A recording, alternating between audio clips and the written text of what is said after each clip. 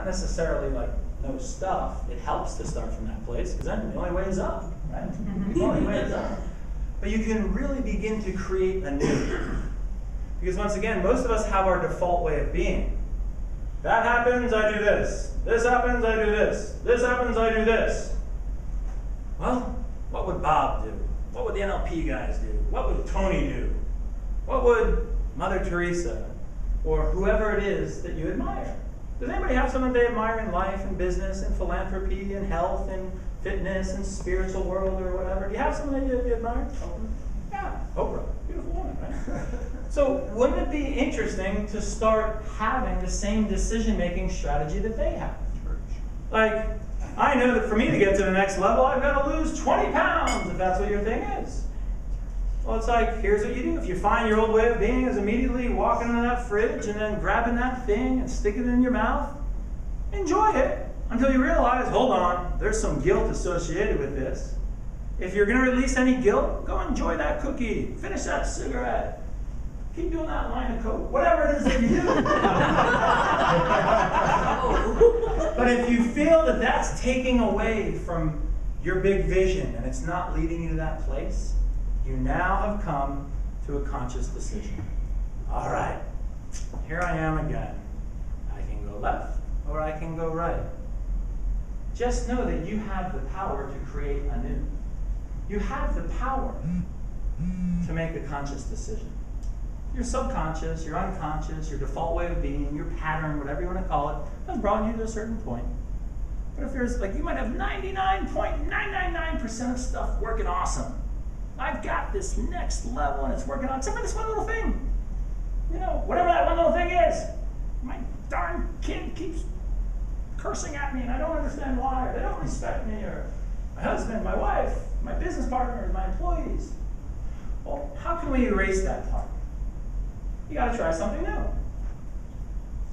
You know what's interesting about trying something new? You know what most people will do? They'll say, Lewis, I listened to your talk and I went out and I tried this thing. I didn't get the result that I wanted. You told me to try something new, it didn't work. So this doesn't work. Well, what do you think I would tell you if you try something new and you don't get the result that you want? Try it again. Yeah, you can either try it or you can try something else.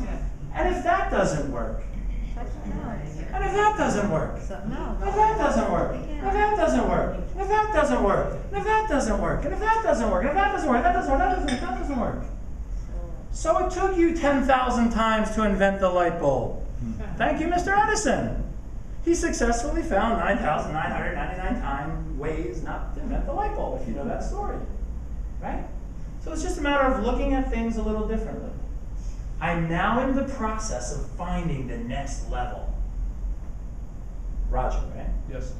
What if Roger, tomorrow at school or at work or at play or at home or with his family or whatever, and I say, what's happening, Roger? He goes, I'm in the process of figuring out my next level. I love that. How cool would that be? Yeah, and you're doing nothing more but creating it from language. I don't know, I'm stuck. I don't know what I'm doing. You know, I'm just going to sit here and play video games all day. And for you, it might not be video games. It might not be stuck. You might be like, well, I don't know. I think maybe I'm possibly heading toward the next level. But what if you, whether it was true or not, it might not be true, but you go, I'm in the process of figuring out. I'm right now in the journey. I'm on the cusp of discovering this amazing discovery for my life. It's the next level. I am so excited. I can't wait to go experience life. Do you have the next level? Hey, here's my situation. What do you think? No, maybe it's not you. Maybe it's you. All right, so none of them had it. Maybe it's her. Maybe it's her. But if you're in the process, does that change your perception of what it really is? You're in the process of discovering that next level. Because if you don't know where you're going, you'll never know when you get there. So the first step is to know what you want. Next is to get off your butt and start doing stuff. And then figure out, am I getting the results that I want? If you are, celebrate. Keep doing what you're doing. Life is good. But if you want to grow again, figure out what's the next level. And then try something. And then figure out, am I getting what am I getting? If you're not getting what you want, do something different. And if you don't get what you want, try something different. Well, they all laughed at me. And I looked silly. And I was foolish. And I felt bad about myself. And I went home and cried all night. Okay, that was then. thing. But today is a brand new day. The sun is shining, and I feel okay. Push your body, put your head up, and start smiling. And walk out and experience something new. You never know who you're going to meet, especially in this environment. When I say this environment, I mean planet Earth. Seriously. Yeah, this room, there's some cool people that are up to some big things that can help take you to the next level. You know what I've found? Negative people are like crabs in a bucket. What do those people do? They bring you down, bring you down, bring you down. But everybody in this room, so far that I've met and interacted with, successful people, you know what they do? Yeah, what can I do for you? What would help you get to the next level? Find someone who's at that next level, who has the life, who has the family, who has the finances, who has the spirit, who has the emotions, who has the health, who has whatever it is that you're looking for. Say, that's pretty cool. I like that. I remember I heard 20 years old, someone said, take a millionaire out to lunch. I was like, yeah, I'm going to take a millionaire out to lunch. And I thought, I don't know any millionaires. What do I do now? And this truly happened. And I remember sitting there and I was just like, you know what? I'm going to find someone I admire in the marketplace and I'm going to call them up and say, can I take you out to lunch? And I did it. I was actually probably 21 at the time. And I remember I did it, and it was like the coolest thing ever. I was like, I'm going to take you out to lunch, I admire you. I just sat there asking him questions. He was telling me all this stuff. And then he paid for lunch. It was cool. It was cool. So I'll tell you a little bit about myself. I know night's getting late, we're all having fun, we all want to mingle a little bit more. Just so you get an opportunity to get to know me. I'm originally from New Jersey. Please don't hold it against me. Really? Yeah. Where? Cherry Hill, New Jersey, right outside of Get out of Philadelphia. town. Yeah. You will soon. What did you say? He said get out of town. Ah, okay. I'll be back. So, originally from New Jersey, my mother and my father owned a pharmacy when I grew up. A little family-owned pharmacy. I was working there every single day after school. Boy, did I hate it. But, you know, what it taught me was customer service and taking care of people and how to vacuum and clean shelves and Fill the candy rack. all the above, you know it. So I went to community college for 2 years because my grades weren't good enough to get into a real school. My motto in school was C's get degrees. I did just enough to get by. I had a lot of friends that I hung out with, but all I wanted to do was get into business. So I remember after 2 years of community college, my C's somehow got me into Baltimore, Maryland, Towson University. Spent 2 years there, studied business. Immediately moved up to New York City. 20 years old, just graduated college, and I got a job at Allegiance Telecom. We had I remember my first day of work, had my boss, Kevin Cowan. I remember on like the 27th floor, 49th and 3rd, right above Smith and Walensky's, right?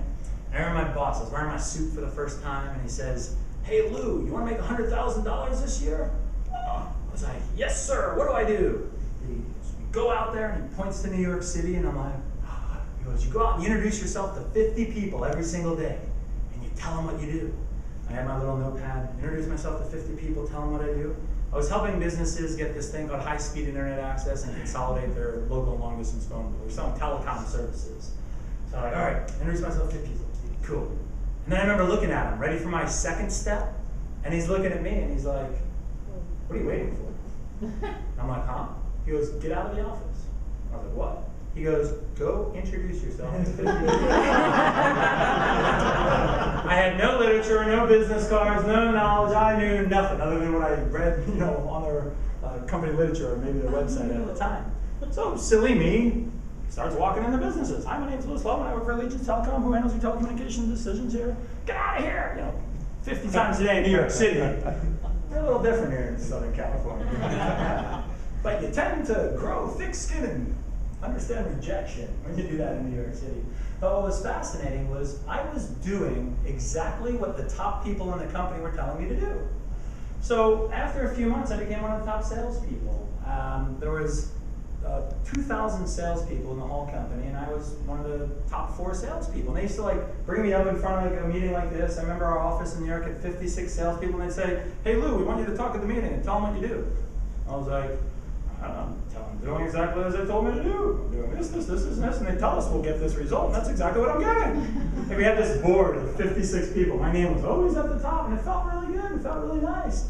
And I was like, well, it's pretty obvious, you know. You're sleeping in, you're taking 8-hour lunches, you're going home early, you're drinking, not following up. It's like, it's so obvious.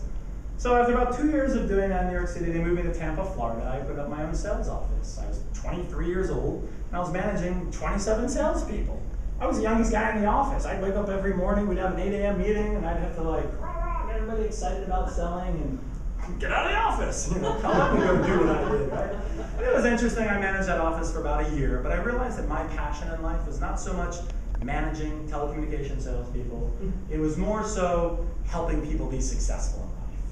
So I started working for Tony Robbins. I'll never forget. I literally walked into his office one day, no appointment, no resume, no nothing. 2 hours later, I got the job, and I was in a plane on the way to Orlando, Florida. It was pretty cool. Got the job just like that as a field sales representative teaching his strategies in businesses. Did that for about 6 months, half a year. Then I started doing it for a gentleman by the name of Tom Hopkins, who had authored How to Master the Art of Selling along with 35 other sales books. Pretty amazing guy, and I was working for these guys that were out like sharing a really powerful message. So I thought that I was really aligned with, and I thought, you know, I don't have to work for these guru guys anymore. I'm gonna do this for myself. And I thought to myself, you know, I have all these strategies. Where do I want to live? I thought, Miami Beach. Yeah, South Beach. But I was always visiting there. And I thought, you know, if I really wanted to live there, I would live there. And I remember saying that for years. I want to move to Miami. I want to move to Miami. And if I really wanted to, that's what I would do. So I did that. What kind of company do I want to have? I want to have a sales training company. So for about 4 years, I was doing public sales seminars and in-house trainings with companies, teaching selling skills, like basic 7 steps of the sale and how to set appointments and close deals and that sort of thing. Until about the time I was turning 30. I'm 34 now. I turned 34 in July.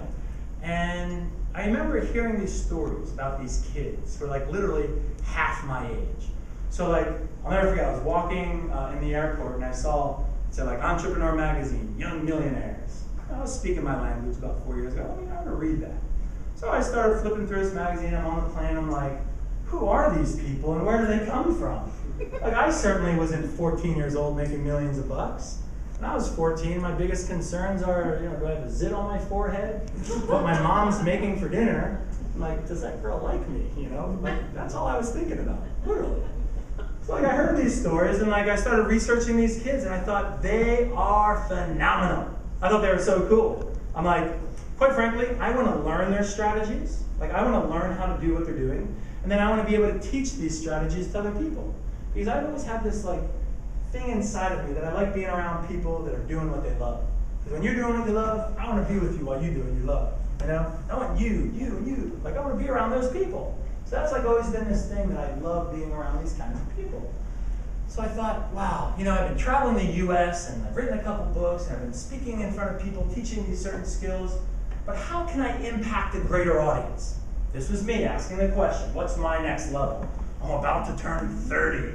You know, I always envisioned when I'm 30 years old, one day, you know, this would be cool. I thought, I want to have a greater impact. I want to reach more people. I want to make a greater difference. And I thought, you know, it would be really cool if I made a cool movie about these kids. Now, did anywhere in my story, did I tell you that I was like a movie producer or anything like that? Did I tell you I went to film school? Remember, I got C's because they got degrees. Remember?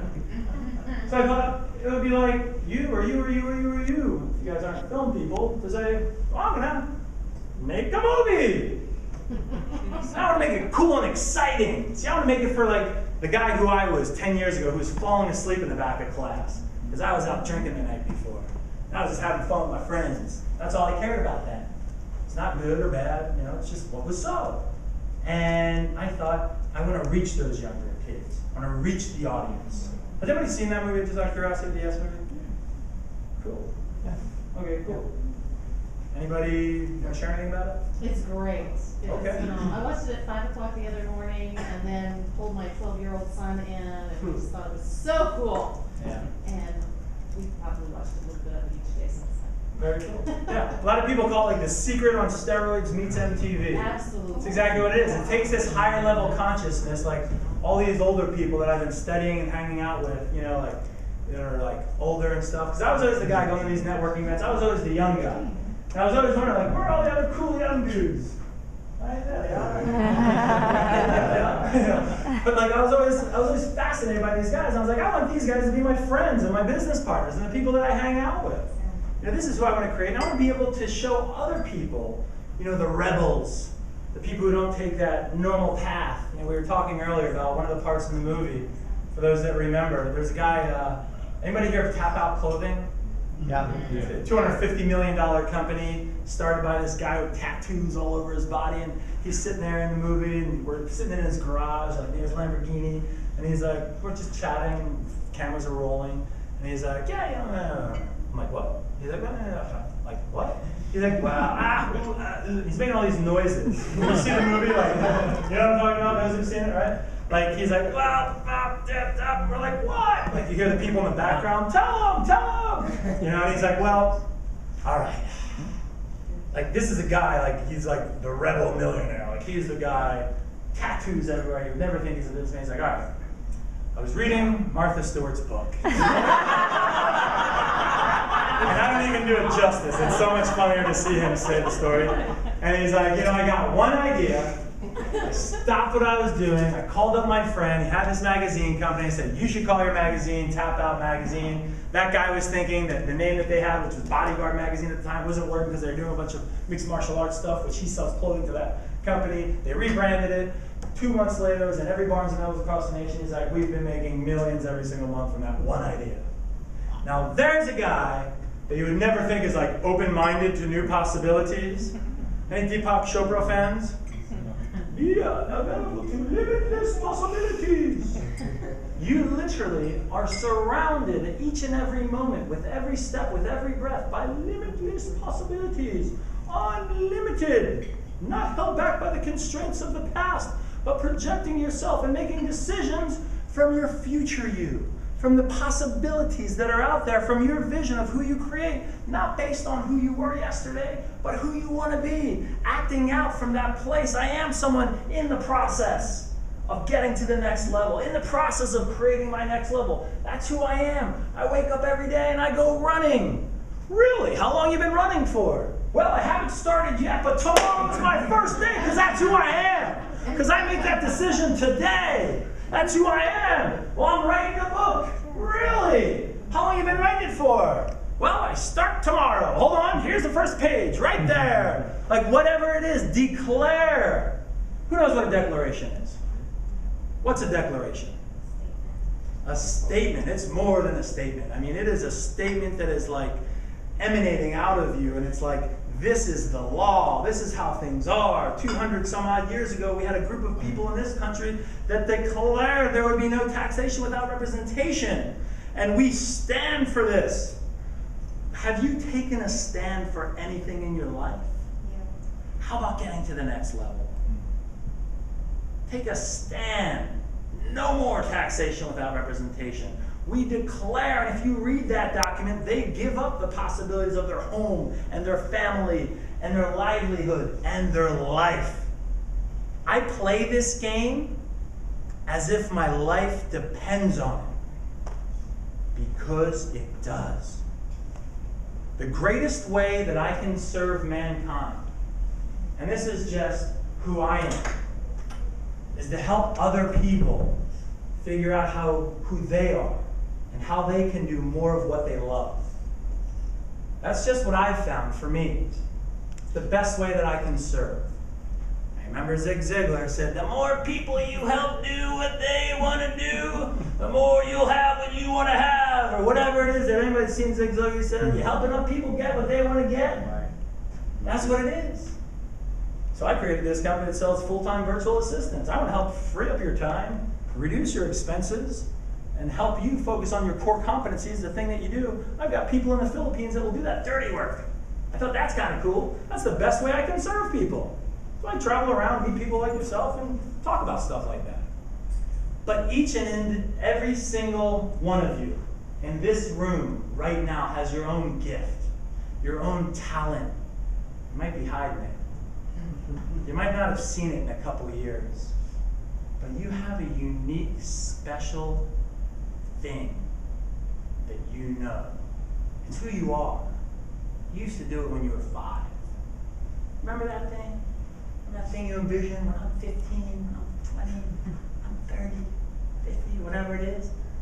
That's the thing that you love to do. Share it. Share it. That's abundance. That's coming from abundance. You can have it. Take it. I'll create more.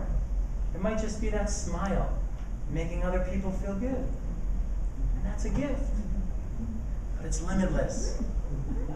It's limitless. That's the thing. I love seeing those people doing that thing that they do. That's when I feel best. So that's what I do. I once heard, hey, you know, most people, they pay to travel. They work 50 weeks out of the year, and then they save up all their money and then spend it all in a 2-week period or 1-week period. And I heard someone say, wouldn't it be cool if I got paid to travel? That's pretty cool. So then I set up my life and my business when I was 24 years old to get paid to travel. I would go somewhere and then do my thing, and I'd get paid, and I'd leave. And I thought, that was cool. I like traveling. Until I read the 4-Hour Work Week. And that guy talked about how to work a 4-hour work week and travel and do what you want. I thought, that's cool. Then I met the guy down in Miami, Florida, who bought his company. This is a guy from New Zealand, and he was buying these one-way tickets, like hanging out in different places. And he had a virtual business. And I was like, now that's cool. That's very cool. So I started doing that stuff. I went to Costa Rica one time, and I subleased my condo for a month. And I met this couple that was on their honeymoon. Their 1-year honeymoon. I said, how does that work? They said, oh, we rented out our house in Michigan, and we've been buying one-way tickets, hanging out in different places. And I thought, that's really cool. And like one thing led to another, to where I said, I'm doing it. Got rid of all my stuff, have my business in place, have my systems in place, created the Yes Movie. That's out with international distribution, getting all over the world, creating an infomercial around it. We've created a virtual society around it called the Young Entrepreneur Society. Mel runs a chapter here in Orange County. If you guys don't know Mel Kotler, I would definitely connect with him. It's a monthly mastermind open forum conversation. We designed the meetings to be very unique, where everybody grows as a result of them. There's no hiding out. Everybody plays full out, because Mel will pull you out of the crowd, right? It's an open forum discussion. It's a mastermind built on the principles of Napoleon Hill. You see, when I went to create this Yes Movie, I thought there's all these people who have this knowledge. They don't teach that, certainly in my house that I grew up in. They don't teach it in school. Or maybe they did, and I didn't catch it. But I don't think they did. But I thought the information is out there. How can I share this information in a big way? Created the movie, created the community, created these chapters. And what I found is people are now starting to do what they love. They're watching the Yes Movie, 2, 3, 4, 5, 15, 20 times. I've seen it over 300 times. I could probably repeat the movie right now so you don't have to buy it. I could tell you the movie. It's like that ingrained in who I am. But it's like I've got these principles of today's youngest millionaires, as well as people like Bob Proctor, Mark Victor Hansen, T. Harv Eker, Les Brown, like all these amazing entrepreneur gurus, as well as these young multi-millionaires, because I wanted to make it cool and exciting for a younger generation. But people of all ages love the movie. So what I found was people are like, all right, Lewis, I'm taking the jump, woo, and they land on their feet, and this is great, and things are going, but it's like, wait a second, as an entrepreneur, you also have to do bookkeeping and hire salespeople, and now I've got customer service issues, I've got all this paperwork piling up on my desk. Anybody else have those issues? Yeah, 2 hands, that's right. All of that mundane. See, I got in business because I just want to sing.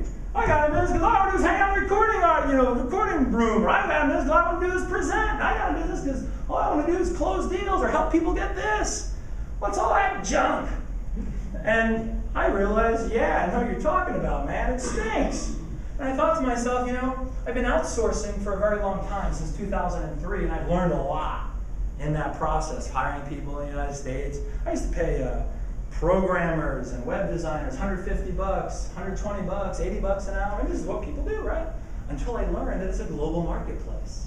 Did you know does anybody know what a global marketplace is? That means, yeah, that stuff that you're wearing probably might say made in the USA, but it might say made somewhere else. It's because the person who bought it for a little bit less and sells it here, which is fine. You know, money comes in here, goes up there. It's a global marketplace. So I created this company earlier this year called Supreme Outsourcing, where we provide full-time virtual assistants. Anything that can be done online or on the telephone, we are the bridge for the entrepreneur who doesn't want to spend $4,000 for their executive assistant. We provide a remote worker that, I mean, you name it. The client will name what they want. I want someone who can do web design or, you know, phone calls, inbound, outbound, whatever it is. Anything that can be done online. Bookkeeping, human resources, data entry, email management. And we match you up with a virtual assistant that will do the things that you need to do. Because of technology, because of globalization, anything is possible. If you've seen the Yes movie, there's a guy named Cameron Johnson, made his first $1 million at the age of 15. He tells you, today it's an equal playing field. You can find out how to do anything. What didn't make the movie, but what he told me was when he was 14 years old and he created his company that he was making millions with, when he was 15 years old, he ended up having a business partner. He was like the visionary and the architect, and he had a programmer. They did business for 2 years and they never met. And then they set up a meeting to meet when he was 18 years old, and he's like, by the way, how old are you? And at the time, Cameron, I think, was 16 years old, and the guy's like, 17. But they had no idea. How cool is that? So your 14-year-old has no excuses to help pay the bills when you need them. But if they can do it, what about us? The limitless possibilities. There is more opportunity for you. Bob Proctor in the Yes movie says, if you're 18 years old, I'll tell you that you can be a millionaire in 2 years. He goes, a couple years back, I'd say it would take 5 years, but it takes nowhere around that today. So if that's your thing, money, you know, that's fine. Or if your next level is relationships or health or freedom or whatever it is. Mine was, I want to do what the heck I want to do, when I want to do it, where I want to do it, how I want to do it, with who I want to do it, anytime I want to do it. If I want to go to France for some French fries this afternoon, I want to be able to do that. If I want to go to Australia or Turkey or wherever, that's the life that I want to create. Good or bad, who's to say? That's what I wanted. And I have that right, okay? So for you, just what is it that you want? What is your next level? I've been able to create the systems that are handled mostly online, but of course there's people that are in place. And it takes time to get to that place. But the systems are in place that has allowed me reoccurring income coming in every single month. And I get to hang out at places like this. My whole life now is based around where is the next cool place where cool people are hanging out? Where is the next event in the world that I can go to and congregate with people who have the same mindset, same consciousness, that are vibrating at the same rate that I am, and I can play with them. That's the game that I'm playing, and I'll play it like my life depends on it, because it does. What if you played your game like your life depended on it? The next business partner, the next relationship at home, the next opportunity. What if you played it that way? Are you willing to? Would it make a difference? My belief is that you can be, do, and have everything that you want in life. You just have to take action. Thank you, Bob.